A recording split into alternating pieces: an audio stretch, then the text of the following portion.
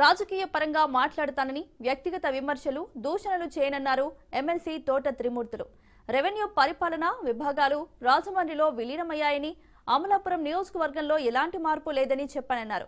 తనపై ఎమ్మెల్యే జోగేశ్వరరావు, లీలాకృష్ణలు చేస్తున్న ఆరోపణలను ఖండించారు. దీనిపై ఎవరిని ఉద్దేశించి ఎటువంటి వ్యాఖ్యలు తాను చేయలేదని గుర్తు చేశారు. కోనసీమ జిల్లా మండపేట వైసీపీ కార్యాలయంలోని కార్యవర్గ సమావేశంలో పాల్గొన్న ఎమ్మెల్సీ త్రిమూర్తులు అమలాపురం లోక్సభ స్థానంలో మండపేట యథావిధిగా ఉంటుందని స్పష్టం చేశారు. అప్పటి ప్రభుత్వం పార్లమెంటు పరిధిలో జిల్లాలను ఏర్పాటు చేస్తే ఇప్పటి ప్రభుత్వం పరిపాలనా సౌలభ్యం కోసం ఈ నిర్ణయం తీసుకుందన్నారు ఎమ్మెల్సీ తోట త్రిమూర్తులు. కానీ యోగేశ్వర అంత ఊపిపోతూ మాట్లాడవలసినటువంటి అవసరం ఏమొచ్చింది? ఫస్ట్.